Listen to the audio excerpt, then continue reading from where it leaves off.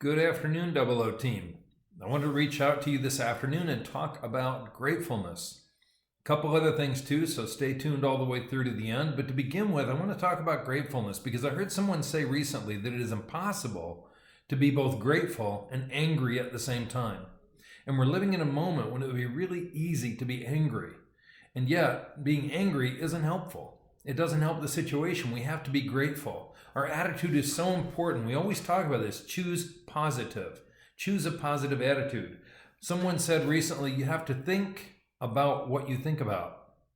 In a moment like this, I think that's especially true. We have to stop and think about the thing that we're letting our mind dwell on. There's even a verse in the Bible that talks about taking our thoughts captive, grabbing hold of them and controlling them. We literally control our thoughts, and our thoughts control our attitude, and our attitude controls our actions, and it controls everyone around us. And gratefulness is a really awesome time, or awesome thing to be able to do with our time, with our headspace right now in this crazy time. So gratefulness, here's a few things that I'm grateful for. That's what I wanted to mention.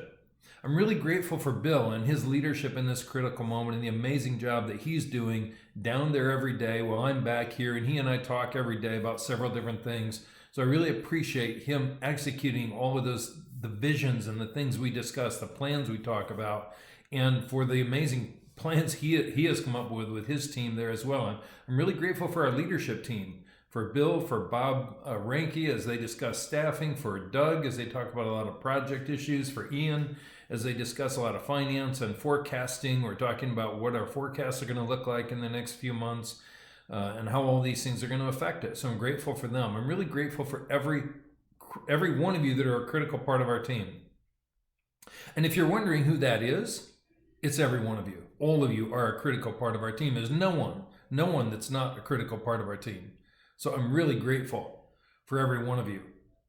I'm grateful for those that are working in the medical field today, putting their lives on the line to deal with this virus. It's a tough thing. Philip's wife, Amanda, works in the hospital every day, and she goes there and she's literally working with coronavirus victims. And I'm grateful for them, for her, for what she's doing, for the way that she's helping to defeat this. Linnell's husband, these are a couple I know closely, of course, her family, but I'm sure there are others too. Linnell's husband every single day works for Spectrum, helping keep their computer systems functioning, and he does that remotely.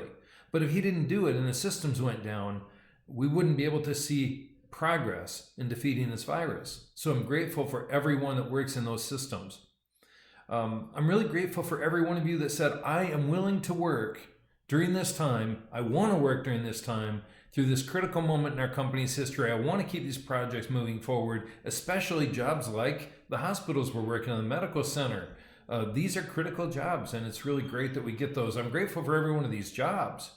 I'm really grateful for every person who was honest enough and open enough and vulnerable enough to say, I'm actually not comfortable working right now and I'd prefer to stay home.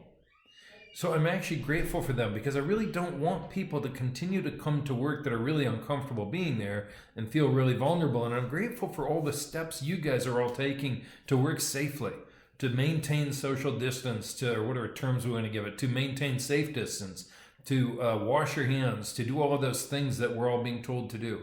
I'm really thankful for the time you're investing in that, for the time you're spending cleaning doorknobs in the building and things like that. I think that's Sean, last I knew. And I'm really really grateful, thankful for those essential projects that we're working on have allowed us to keep working. So it would be very difficult for us to even be able to hang on to the success we've had this year so far without being able to work on those essential jobs.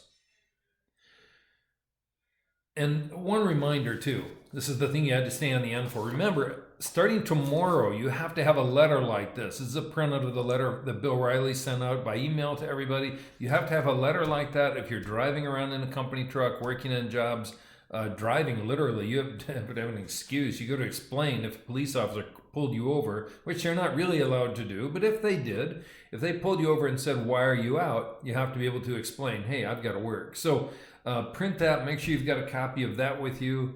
And just the same reminder I've got to leave you with every day. Be safe, be careful, be cautious, stay healthy, take care of yourself, take care of your family. And if there's anything we can do to help support you through this time, let us know what that is and let us know how to help. Thank you to every one of you. I really appreciate you.